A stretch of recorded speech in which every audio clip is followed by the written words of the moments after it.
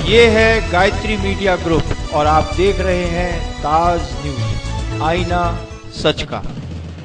नमस्कार, ताज न्यूज के इस बुलेटिन में आप सभी का स्वागत है। मैं हूं आशिया खान। खबरों की शुरुआत करते हैं सुर्खियों के साथ।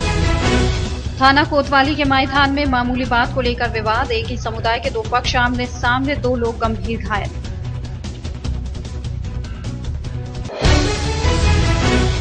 पेट्रोल डीजल के दामों में आई गिरावट से चेहरों पर दिखी खुशी।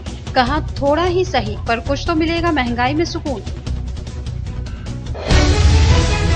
शिक्षा के मंदिर में ट्रेनी शिक्षक ने दिखाया बंदूक के बल पर रौब। मीडिया का कैमरा चमकते हुआ फुर। बीएसए ने मामले पर बिठाई जांच। और मदिया कटरा पर दिनदहाड़े बदमाशों द्वारा महिला से चेन लूटने की कोशिश। बहादुर महिला ने दिखाया रानी लक्ष्मीबाई का रूप। धुनाई के बाद किया पुलिस के हवाले। अब खबरें विस्तार से। अंतर्राष्ट्रीय स्तर पर कच्चे तेल की कीमत में एक बार फिर से गिरावट आई है। पेट्रोल 31 पैसे और डीजल 71 पैसे सस्ता हो गया है। पेट्रोल और डीजल में आई गिरावट के बाद लोगों ने राहत की सांस ली है। 31 पैसे घटे हैं, ये तो इससे कुछ भी नहीं होएगा। कम से कम पैसे घटने चाहिए अच्छे खासे। जिस हिसाब से पैसे बढ़ने में बढ़ोतरी हुई थी लगातार, तो कहूँगा कि एक छोटा सा बस अंश थोड़ी सी मात्रा है, केवल दिखाया जरा सा कि अब 31 पैसे कोई बहुत बड़ी बात नहीं है जिससे कि आम जनता को राहत मिले। ये तो बस केवल ऊँट के मुंह में जीरे जैसी बात है। 5 रुपए बढ़ा दो और 30 पैसे कम कर दो, क्या फर्क पड़ रहा है इससे। अब वो तो नंबरों में ही गायब हो जाते हैं। डीजल पेट्रोल डलाएंगे तो 30 पैसे तो नंबरों में ही गायब हो जाते हैं। वो तो हमारे मतलब के ही नहीं है, वो तो पेट्रोल पंप वालों के मतलब के हैं। हमें इससे आम जनता को कोई राहत नहीं है। मतलब इतना पैसा बढ़ाते हैं, 3 रुपये 4 रुपये 2 रुपये, और कम कर रहे हैं 31 पैसे। कम से कम 3 रुपये कम होने चाहिए थे, 4 रुपये कम होने चाहिए। ये पब्लिक को गुमराह कर रहे हैं बिल्कुल। एतमादौला में स्वर्गीय लाखन सिंह स्मृति क्रिकेट टूर्नामेंट के फाइनल मैच का आयोजन किया गया। रात्रि क्रिकेट टूर्नामेंट के मुख्य अतिथि विधायक डॉक्टर धर्मपाल सिंह मौजूद रहे। मैच देखने के लिए काफी संख्या में लोगों की भीड़ देखने को मिली। मैं बधाई देता हूं अज्जू और दीपक की पूरी टीम को, जिन्होंने एक बहुत अच्छा आयोजन किया। और इस समय निश्चित रूप से खेल हर चीज के लिए बहुत अच्छा होता है, चाहे स्वास्थ्य हो चाहे पढ़ाई हो। मैं इन्हें बहुत बहुत बधाई देता हूं। और मुझे अच्छा लग रहा है कि मेरी विधानसभा में ये पहला रात का टूर्नामेंट आयोजन किया जा रहा है। मैं अज्जू भाई की पूरी टीम को बहुत बहुत बधाई देता हूँ। ये बहुत अच्छा मैच हो रहा है, काफी अच्छा हर साल होगा इस तरीके से ही। पहली बार कराया हमने। मैच में बहुत आनंद आ रहे हैं। यहाँ पर मैच हो रहा है, आगे भी ऐसा बढ़िया मैच होते रहेंगे यहाँ पर। हाँ, पहली बार मैच जो हो रहा है बहुत बढ़िया हो रहा है। यहाँ ना कोई बेईमानी हो रही है ना कुछ हो रहा है, और काफी टीम आई हुई है इस जगह पर। मंगलवार देर रात थाना कोतवाली इलाके के माईथान में मामूली बात को लेकर एक ही समुदाय के 2 पक्षों में विवाद हो गया। इस विवाद में 2 लोगों की गंभीर चोटें आई हैं। सूचना मिलने पर पहुंची पुलिस ने घायलों को एसएम में भर्ती कराया है। ये मैटर हुआ, घर पे थे, कोई बात हुई, इसके चक्कर में उन लोगों ने 5-6 जने घुस के घर में इस तरीक़ा से मारा, बड़ा बुरा हाल से मारा। ऐसे मारा है कि बेहोश हो गए, और रोड पे ला के भी मारा। सब लोग मिलके 5-6 जने, चोट सर में लगा उनके, और सर में चोट लगने के बाद वो गिर गए हैं, उनको होश तक नहीं है। फिर हम लोग लेकर आए कोतवाली थाना से यहाँ लेकर डिस्ट्रिक्ट लेकर आए। कुछ नहीं है, हम कोतवाली वहीं पर ही जा रहे थे तो पता लगा कि ऐसे ऐसे मामला हो गया, और हमने जानते थे इनकी चोटें हैं सर में। उसके लिए डिस्ट्रिक्ट हॉस्पिटल गए। डिस्ट्रिक्ट हॉस्पिटल में मेडिकल के लिए हुआ। उसके बाद फिर उन्होंने यहाँ एसएन मेडिकल कॉलेज में रेफ़र कर दिया। हालत गंभीर थी, ज़्यादा चोटें। इनके शायद पड़ोस के कुछ लोग हैं, हमारे संज्ञान में नहीं है, लेकिन पड़ोसी हैं और बहुत बेरहमी से इनकी मारा है। मंगलवार को आगरा डाइट पर एक हैरान करने वाला नजारा देखने को मिला। एक बीटीसी प्रशिक्षु सहपाठियों के साथ शिक्षकों को प्रभाव में लेने के लिए राइफल लेकर पढ़ने के लिए पहुंचा और पूरे परिसर में बेखौफ होकर बंदूक लेकर घूमता रहा। लेकिन जब मीडिया के कैमरे की नजर उस पर पड़ी तो पहले सभी को प्रभाव में लेने की कोशिश करने लगा, और जब दाल नहीं गली तो पतली गली से निकल गया। एक शिक्षक से आदर्श व्यवहार के साथ ही बेहद सौम्य आचरण की उम्मीद भी की जाती है, लेकिन मंगलवार को आगरा के जिला शिक्षण एवं प्रशिक्षण संस्थान यानी डाइट में एक बीटीसी प्रशिक्षु अपने रॉब में ट्रेनिंग करने पहुंचा। उसके एक हाथ में बंदूक थी तो पढ़ाई का सबक लिखने के लिए साथ लाई गई कॉपी को उसने कमर में पीछे ठूंस रखा था। हाव भाव और चाल डाल एक शिक्षक जैसी कम बल्कि एक नेता या गुंडे जैसी ज्यादा लग रही थी। वो काफी देर तक संस्थान में इधर से उधर बेखौफ घूमता रहा। इसके बाद बंदूक को हाथ में लहराता हुआ कक्षा में जा पहुंचा और छात्र छात्राओं के सामने उसका प्रदर्शन करने लगा। लग रहा था वो साथी छात्र छात्राओं और शिक्षकों पर रौब गांठने के लिए बंदूक साथ लेकर आया था। लेकिन जैसे ही मीडिया के होने की भनक लगी तो वो बगलें झांकने लगा और अपने साथी को बंदूक देकर छुपाने की कोशिश करने लगा। इसके बाद मीडिया उसके पास पहुंची तो पहले वो बंदूक होने की बात से ही इनकार करता रहा। उसके बाद उसे अपनी सुरक्षा के लिए लाने की बात कहने लगा और अपने प्रभावशाली होने का दम भरकर मीडिया को भी दबाने की कोशिश की। लेकिन जब दाल नहीं गली तो उसके तेवर कुछ नरम हुए और फिर उसने गलती से अपने रिश्तेदार की बंदूक लाने की बात को स्वीकारा जो आर्मी में है, और फिर मौका पाकर भाग निकला। तुम यहाँ नहीं हो यार, जब तुम यहाँ के नहीं हो तो यहाँ घूम क्यों रहे हो? क्यों? कॉलेज लग रहा है अपनी सेफ्टी के लिए घूमते, मतलब अपनी सेफ्टी। हाँ खतरा है, मुझे जान का खतरा है। तुम जाओ ना थाने पे एप्लीकेशन लिखे, मुझे जान का खतरा है इसलिए मैं इसके लिए ऑर्डर चलो अभी तुम बेचारे मैं दोस्त बोल रहा इसके दोस्त वो बता दे कौन कौन दोस्त, मुझे बता देगा। कैसे घूम रहे, कहाँ जो तुम थैंक यू तो हो गए अशोक के पास में यार, तुम मतलब यहाँ ये बताओ आपके पास लाइसेंस है? अरे मेरी एक मिनट, आपके पास लाइसेंस है? वैसे नहीं, आपके पास लाइसेंस है? आपके पास है? आगे कैसे मान लेंगे लाइसेंस है? क्या ड्राइविंग लाइसेंस हो सकता है? लाइसेंस आपका नहीं है तो लाइसेंस आपका नहीं है ये। इसके बाद जब मीडिया के कैमरे चमकने की बात संस्थान की शिक्षिकाओं को पता चली तो वे आरोपी को छात्र मानने से ही इनकार करने लगे। लेकिन जब हमने मामले की जानकारी डाइट प्राचार्य को दी तो उन्होंने मामले की जांच के आदेश तुरंत जारी कर दिए। साथ ही आरोपी के बीटीसी प्रशिक्षु होने की भी जांच कराने की बात कही। आपके माध्यम से जानकारी मिली है और अभी जो मैंने अपने स्टाफ से पूछा है, क्योंकि आज एक आरक्षित शिक्षक समिति है एसोसिएशन, उनके द्वारा भी यहाँ एक कार्यक्रम किया गया और एक विशिष्ट बीटीसी धारक जो शिक्षक हो गए हैं उनके द्वारा भी एक कार्यक्रम था। दोनों के द्वारा ही, मेरे द्वारा परमिशन नहीं ली गई थी। उनको आज सचेत किया गया है कि भविष्य में जब भी कोई कार्यक्रम करें तो परमिशन के बिना न करें।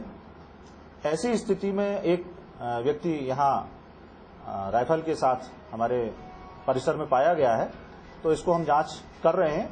यदि वो हमारे विशिष्ट बीटीसी का कोई छात्र पाया जाता है तो उसके विरुद्ध कठोर कार्रवाई की जाएगी और तत्काल प्रभाव से अभी मैंने एक नोटिस जारी करा दिया है अपने सभी बीटीसी छात्रों के लिए कि किसी भी तरह से यहाँ आर्म्स लेके आने की कोई परमिशन नहीं। इसके साथ उन्होंने बिना इजाजत के किसी भी तरह की सभा या बैठक या प्रदर्शन के लिए डाइट परिसर को पूरी तरह से प्रतिबंधित घोषित भी कर दिया। उनका कहना है कि बिना उनकी पूर्व अनुमति के जो भी परिसर में धरना प्रदर्शन करेगा वो उसके खिलाफ दंडात्मक और वैधानिक कार्रवाई करेंगे। डाइट में आदर्श शिक्षक बनाने की ट्रेनिंग बीटीसी प्रशिक्षुओं को दी जाती है, लेकिन इस मामले में आरोपी छात्र के हाव भाव देखकर कतई नहीं लग रहा था कि उसे अपनी गलती पर जरा भी अफसोस है।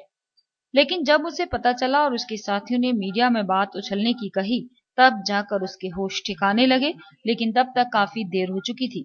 साथ ही डाइट प्रशासन ने मामले में जांच बिठाकर आरोपी को चिन्हित करने की कार्रवाई भी शुरू कर दी।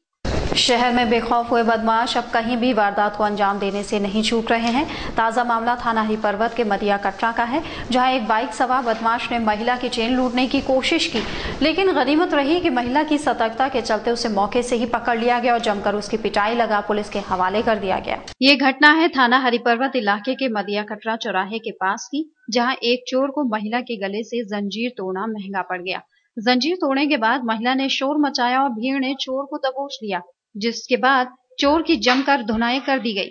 तलाशी लेने पर चोर की जेब से जंजीर भी बरामद हो गई। हम सेंटर जेल आगरा से आ रहे थे, जब ये भाई साहब आके और इन्होंने मेरी चैन पे हाथ मार के चैन खींच ली। मैंने तुरंत ही उनका हाथ पकड़ लिया, मेरा बच्चा भी गिरने से बच गया।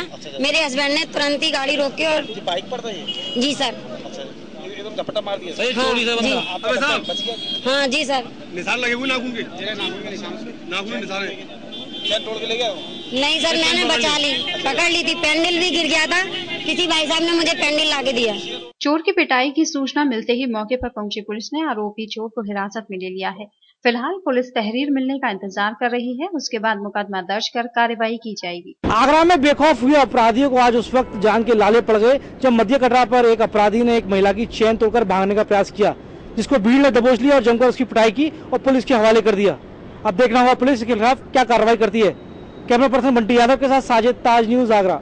जिले में बीते कई दिनों से शराब पीने से हो रही मौतों की घटना को गंभीरता से लेते हुए वरिष्ठ पुलिस अधीक्षक ने शराब माफियाओं के खिलाफ चलाए जा रहे अभियान की जानकारी देते हुए बताया कि अवैध शराब के प्रति आम जनता को जागरूक करने के लिए भी अभियान चला, लोगों को जागरूक किया जा रहा है।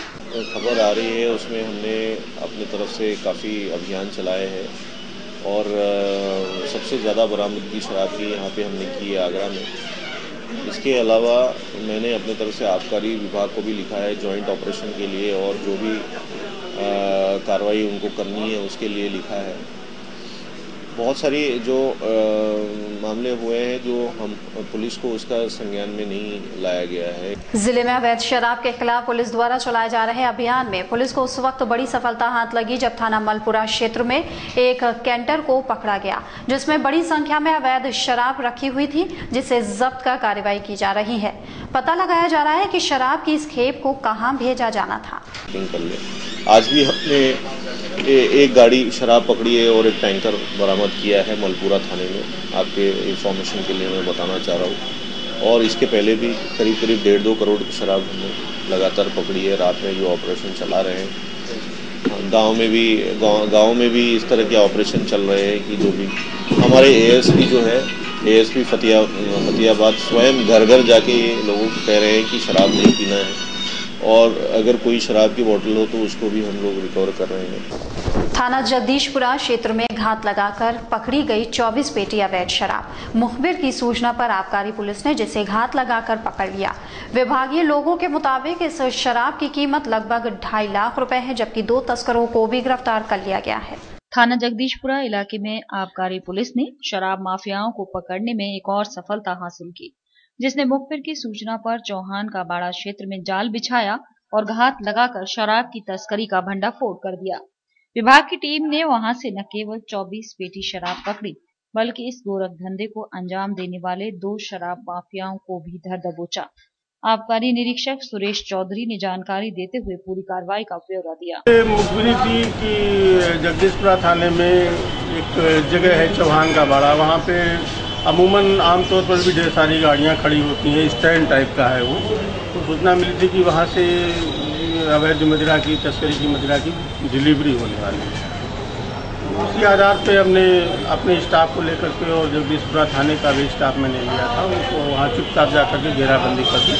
इस धरपकड़ में चौंकाने वाली बात ये रही कि जिस गाड़ी में तस्करी की जा रही थी उसमें इस तरह से बेसमेंट में एक गुप्त कैबिन बनाया गया था कि सामान्यतः चेकिंग में उसे पकड़ पाना बेहद मुश्किल था, लेकिन विभागीय टीम की चौकसी से गाड़ी और तस्करों को पकड़ लिया गया और उनके कब्जे से पकड़ी गई शराब की कीमत लगभग 2.5 लाख रुपए बताई जा रही है। फिलहाल यहाँ रुकेंगे एक छोटे से ब्रेक के लिए, जल्द हाजिर होंगे। देखते रहिए ताज न्यूज।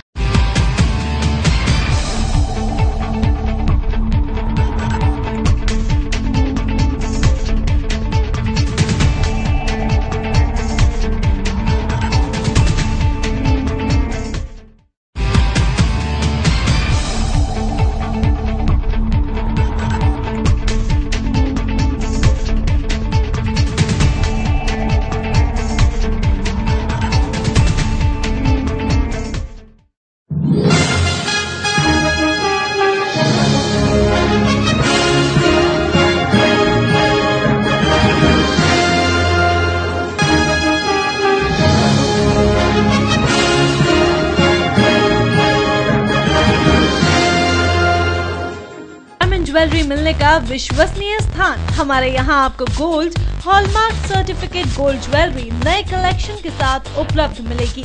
संपर्क करें Shri Balaji jewellers, fortune tower near Kargil petrol pump, Agra. Phone number 9719333563 और 9759333992। श्री बालाजी ज्वेलरी, दुल्हन की jewellery, AD jewellery, artificial bangles, chain व सभी प्रकार के सेट्स यहाँ पर उपलब्ध हैं। तो तुरंत संपर्क करें 21 सुपर बाजार, कारगिल पेट्रोल पंप के पीछे, आगरा। फोन नंबर 9358464218 और 8865911110। नंदिनी ग्रुप का एक और कदम, नंदिनी स्टेट। अब कागारौल में एक ऐसी कॉलोनी जहां आप पा सकते हैं पक्की सड़क, स्वच्छ जल, बिजली की सुनिश्चित आपूर्ति, हरे भरे पार्क, भव्य मंदिर, कॉमर्शियल प्लॉट और दुकान, वो भी बहुत कम कीमत में। ये सब सुविधा कागारौल में गेटबंद कॉलोनी यानी नंदनी स्टेट में। अब गांव को शहर बनाना है, हमारा सपना आपका घर हो अपना। नंदनी स्टेट।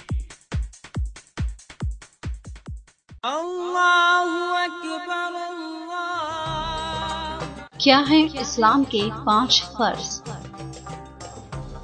क्या है इस्लाम के मायने? रमजान क्या है? क्या है रमजान की फजीलतें? कौन कौन सी बातें हैं अल्लाह को पसंद? रमजान और इस्लाम से मुताल्लिक ऐसे ही सवालातों के जवाबात के साथ हम ला रहे हैं प्रोग्राम माह रमजान, जिसमें आप कॉल कर पूछ सकते हैं रमजान से मुताल्लिक अपने सवालात।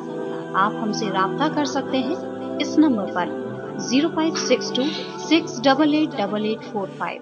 माह रमजान देखिए 19 जून से हर रोज सुबह 11 बजे सिर्फ ताज 786 पर।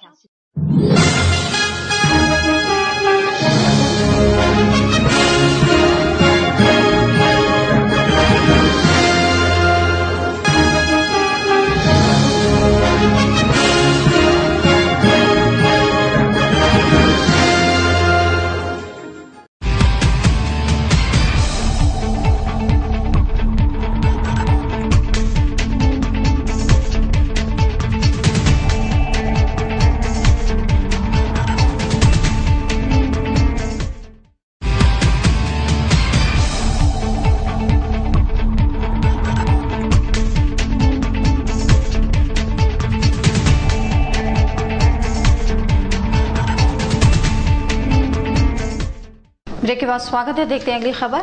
थाना बसई अरेला क्षेत्र में एक ऐसा मामला सामने आया है जिसमें विवाहिता की मौत के लिए विवाहिता के परिजनों ने पति पर जलाकर मारने का आरोप लगाया है, जिस पर वरिष्ठ पुलिस अधीक्षक ने मुकदमा दर्ज कर कार्रवाई के आदेश देते हुए आरोपी की जल्द गिरफ्तारी के आदेश दिए हैं। घटना हुई है, उसमें हमने मुकदमा लिखा है थाने पे और उसमें कार्रवाई कर रहे हैं आज। तो क्या कुछ पता लगा, क्या मकसद रहा महिला का? पता चला था कि उनके पति ने उनको जला के मार दिया है। गिरफ्तारी करते हैं क्या वजह रही होगी? अभी एग्जैक्टली तो जांच में पता चलेगा कि क्या वजह रही। बीते दिनों विजयनगर कॉलोनी से सराफा व्यवसायी के साथ हुई तकरीबन 6 किलो सोने के जेवरात की लूट के बाद लगातार अपराधियों की तलाश में खाक छान रही पुलिस ने एक लुटेरे का स्केच जारी किया है, जिसे सभी थानों में चस्पा किया गया है। इसी के साथ आधा दर्जन टीमें इस घटना के खुलासे में लगाई गई हैं। 21 जून को सराफा व्यवसायी के साथ हुई हरिपर्वत इलाके में 1.5 करोड़ के जेवरात की लूट के मामले में पुलिस ने एक लुटेरे का स्केच जारी किया है। लुटेरों का पता लगाने के लिए 6 टीमें गठित की गई हैं। दरअसल 21 जून को किनारी बाजार स्थित अपनी दुकान से घर लौटते समय सराफा व्यवसायी रिंकू बंसल और उनके भाई रॉबिन को मोटरसाइकिल पर आए 4 बदमाशों ने तमंचे के बल पर 1.5 करोड़ रुपए के सोने के जेवरात की लूट कर ली थी। सूचना मिलते ही मौके पर पहुंची पुलिस ने नाकाबंदी की, लेकिन आरोपी हाथ नहीं लगे। पुलिस इलाके के सीसीटीवी फुटेज खंगालने में जुटी है। अब तक हाथ लगे फुटेज में इस मामले से जुड़ा कोई पुख्ता सबूत नहीं लगा है। वहीं पुलिस ने लुटेरों को पकड़ने के लिए पीड़ित रिंकू बंसल के बताए अनुसार एक लुटेरे का स्केच तैयार किया है, जिसे सभी थानों में जारी करके लुटेरों की तलाश की जा रही है। संदिग्ध व्यक्ति का एक स्केच भी बनवाया गया है और हमारी 6 टीमें लगातार काम कर रही हैं। अभी एक मामला और उलझ गया था, उसका खुलासा हुआ है और निश्चित रूप से शीघ्र ही इसका भी हम लोग खुलासा करेंगे। अभी इन्वेस्टिगेशन चल रहा है, अभी इसके बारे में हम कुछ भी नहीं बता सकते। है जहाँ पे संदिग्ध लग रहा है वहाँ छापेमारी की जा रही है। जिनकी क्रिमिनल हिस्ट्री है, जो बदमाश हैं, जो इस पेशे से जुड़े हुए हैं, सबकी धरपकड़ हो रही है। उनका लोकेशन देखा जा रहा है, उनसे पूछताछ की जा रही है। लुटेरे का स्केच जारी करने के बाद पुलिस अब इस लूट के खुलासे में तेजी लाने जा रही है, लेकिन अभी भी इस लूट की बड़ी वारदात को अंजाम देने वाले अपराधी पुलिस की पकड़ से दूर हैं, जिन्हें पकड़ना पुलिस के लिए एक बड़ी चुनौती बनता जा रहा है। बीती 21 जून को विजयनगर में सराफा व्यवसायी के साथ हुई 1.5 करोड़ की लूट के बाद पुलिस इस पूरे मामले के खुलासे में लगातार जुटी हुई है, लेकिन पुलिस को अभी तक कोई खास सफलता हाथ नहीं लगी है। जिसके बाद आज एसपी आगरा ने एक लुटेरे का स्केच जारी किया है, जिसको सभी थानों में भिजवाया गया है। अब देखना होगा पुलिस को इस मामले में कब तक सफलता मिल पाती है। कैमरा पर्सन बालोत्री मिश्रा के साथ साजिद, ताज न्यूज, आगरा। पवित्र अधिक मास के चलते जनपद में धार्मिक कार्यक्रमों का आयोजन जगह जगह देखने को मिल रहा है। इसी कड़ी में कुआंखेड़ा में श्रीमद् भागवत कथा ज्ञान यज्ञ का आयोजन किया गया, जिसमें समाजवादी पार्टी के महानगर अध्यक्ष रईसुद्दीन कुरैशी, नगर प्रमुख इंद्रजीत आर्य और समाजवादी पार्टी के वरिष्ठ नेता ठाकुर पवन सिंह ने शिरकत की। भागवत कथा के इस मौके पर सांप्रदायिक सद्भाव का नजारा देखते ही बन रहा था।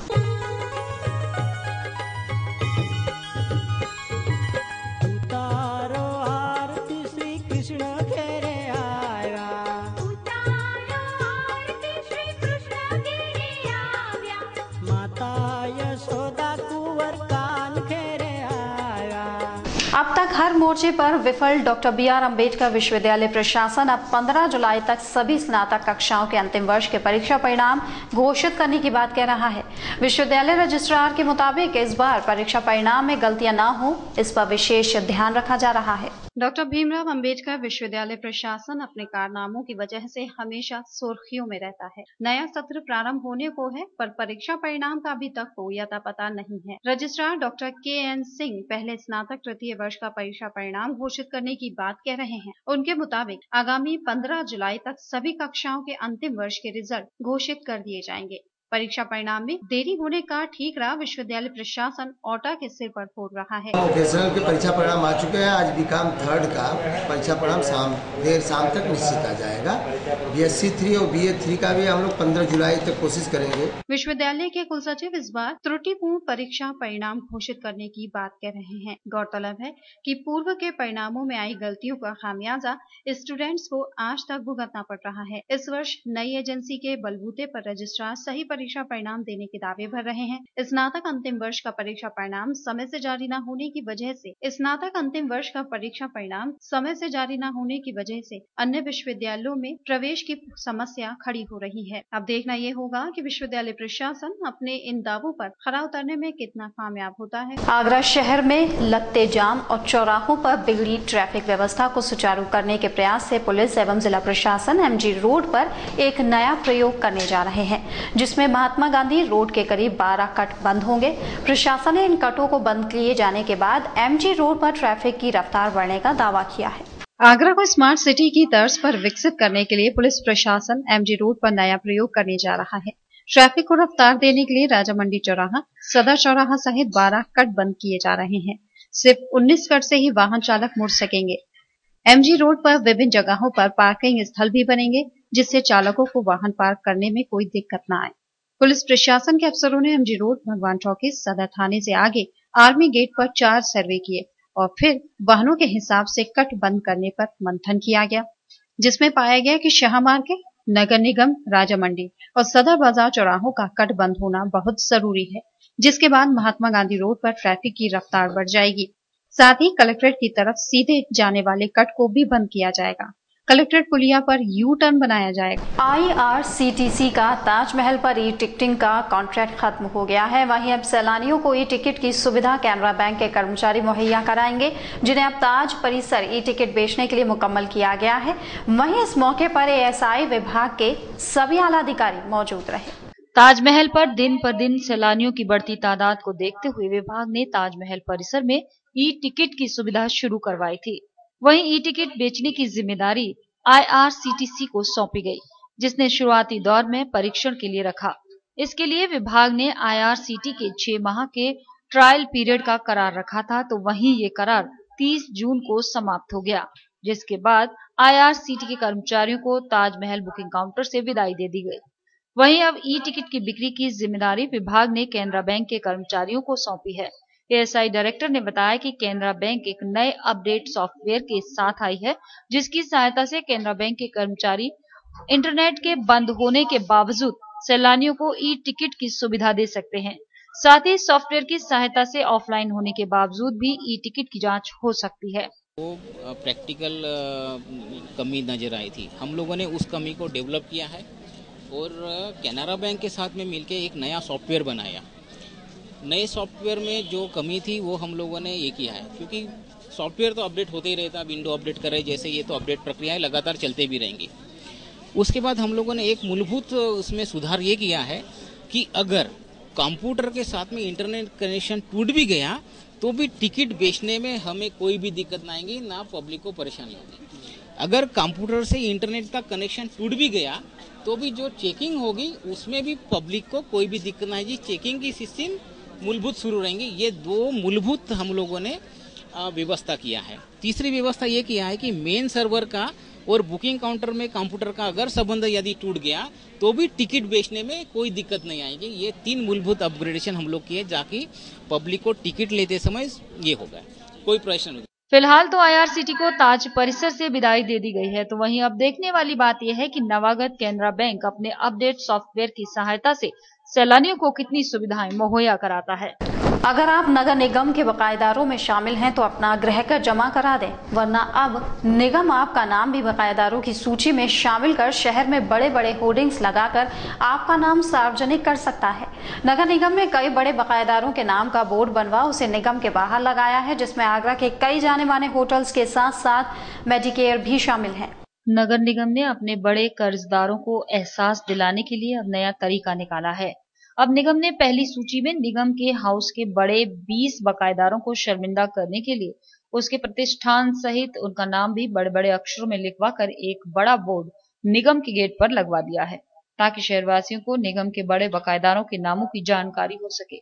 इसमें मुख्य रूप से आगरा के होटल मुगल, जिस पर करीब 90 लाख, होटल अग्रवन जिस पर करीब 83 लाख, ट्राइडेंट जिस पर 44 लाख सहित लोगों पर करोड़ों का बकाया है। जो बड़े बकायेदार थे क्रय करके, उनकी हमने एक सभी शहर की एक लिस्ट बनवाई। जो टॉप मोस्ट 20 बड़े बकायेदार हैं उनका एक होर्डिंग बनवा के नगर निगम के गेट पे और विभिन्न क्षेत्रों में हम लगवाएंगे। फिलहाल तो भी हमने एक होर्डिंग लगवाया है जो नगर निगम के गेट पर लगा हुआ है। इसमें अगर बात करें तो लगभग कौन से प्रमुख तौर पर जो बड़े बड़े नामी लोग हैं शहर के, जो नाम से बड़े हैं लेकिन उनका टैक्स जमा नहीं हो रहा, जैसे होटल मुगल होटल है, ट्राइडेंट होटल है, अग्रवन है, अतिथि वन है, आज़ाद कुमार करदम का होटल है एक यहाँ कमला नगर पे, होटल नफीस है, होटल वरुण एक्सपर्ट है, हरिशंकर अग्रवाल जी हैं हरिपद वार्ड में, भूरीलाल जी का होटल है एक। इन लोगों पर बड़े बकायेदार हैं। उपनगर आयुक्त ने बताया कि जल्द ही शहर के अन्य हिस्सों में भी ऐसे ही होर्डिंग्स लगाकर बड़े बकायेदारों को शर्मिंदा किया जाएगा, ताकि लोग अपना टैक्स जमा करें और निगम की आय में इजाफा हो। ताज न्यूज के इस बुलेटिन में फिलहाल इतना ही। अगले बुलेटिन में आपसे फिर मुलाकात होगी। दीजिए इजाजत, नमस्कार।